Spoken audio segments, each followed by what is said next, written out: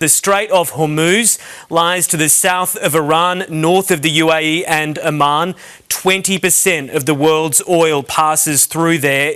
Iran has the world's fourth largest proven oil reserve. Most of its exports go to China, which opens up a whole nother part of this geopolitical situation. But all of the oil, pretty much, coming from Iraq, Kuwait, Saudi Arabia, Qatar and the UAE passes through this crucial stretch of water. And, Michael, Iran has the ability to put a real chokehold on the global flow of oil. That will impact Australians at the pump in the weeks to come. When the markets open in the next 24 hours, we will see a jump in the oil price. All right, you and I are going to talk a bit more about the history and what next for Iran in a few minutes, so join me at the desk then. But for now, thank you for that, Hugh.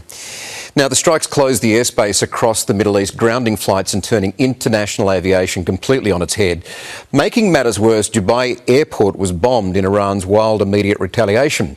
A lot of chaos. Here's aviation editor Blake Johnson now to break down the impact. Dubai Airport was hit. 4 people injured. Here, passengers and staff run through the terminal.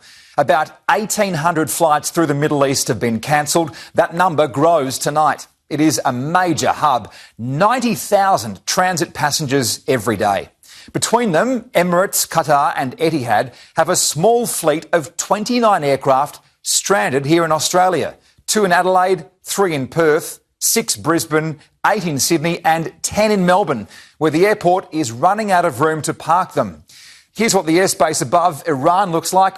Empty. Flights, including Qantas services to London and Paris, are diverting north, adding about 30 minutes to the flight time. For now, options to get to Europe are either with airlines like Qantas or Singapore Airlines. You could also consider going through China or even the long way around via the US. Tonight, Doha, Dubai and Abu Dhabi are all labelled Do Not Travel on the Australian Government Smart Traveller website. Blake Johnson reporting there, and Australians who witnessed that Dubai airport strike, thankfully, they're safe, but like many, finding it difficult to believe that one of the world's busiest airports was targeted. Yeah, we're just enjoying a nice dinner, and then all of a sudden someone on the table near us, you could see them pointing at the sky, and we just all thought, oh, this is just a, we're all getting edgy, and then sure enough, it hit a rocket. Within an hour, there was like 2 very loud ones right next to my building. So then I was like, all right, I got my girlfriend and we needed to get out of there. We're supposed to be flying out to Rome tomorrow, but that's just not going to happen. It'd be nice if the Australian government actually contacted us. I think it puts things in perspective a lot of how lucky we can be in Australia. Good to have your company this Sunday evening. I'm joined now by political scientist Simon Jackman and live from London, Sunrise regular and security expert Will Geddes. Gentlemen, thank you so much for joining us this evening, Sunday night Australia time. Simon, I'll go to you first. Being reported as a huge shift in world order, I thought it was fascinating in our earlier report that the Democrats in America were a bit miffed that Donald Trump didn't ask their permission, as if he was going to ask for that. But what global implications are there here? Oh, well, look, I think Hugh gave a good tee-up of that. I think the one, particularly from an Australian perspective, will be what happens to the oil price over the next little while. Australia's, perhaps that's our maximum point of exposure here strategically. But I think just zooming out for a little though, on the conflict itself, and that is exactly what is the US strategy here. It is clearly now regime change, but air power alone has not been sufficient to bring about regime change pretty much anywhere in the history of modern conflict. It's always been backed in by boots on the ground. Now, that will be a bridge too far, certainly for Donald Trump, given his MAGA base and his commitments to them. So exactly, I think, of the question the world is asking, what does the off-ramp for Donald Trump here look like? What does, if not capital R, capital C regime change look like? What does small r, small c regime change look like? And how does he define that? When do we get there? And how does we off-ramp that and settle down that critical through point for not just world oil, but for world commerce? Will, is it a guarantee, as Donald Trump hopes, that there will be a revolution, that people will march to the streets, take power, and it'll be a movement of people power? What do you think? I think that is actually quite optimistic. I think I couldn't agree more with what your other guest was saying. One of the biggest problems that is going to be facing Iran right now is the IRGC pretty much control everything, and they would even decide who the next successor of the Khomeini will be.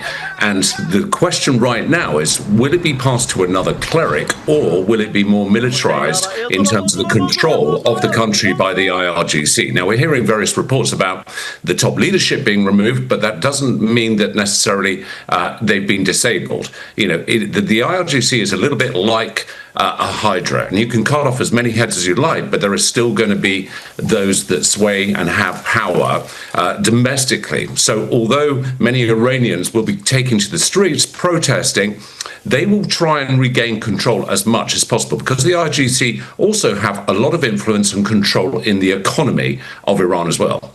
Yeah, Simon, to Will's point, a country of 90 million people, a fair amount of diversity as well, as he's mentioning, a huge militarised base that can step in and take power, and a whole lot of ambitious clerics wanting to fill the void of the Ayatollah that's been taken out. There's no guarantee here that there's a free-speaking individual who might step forward in a democratic process and take charge of the country. Oh, none whatsoever. And indeed, you'd be betting against it, to be perfectly blunt about it.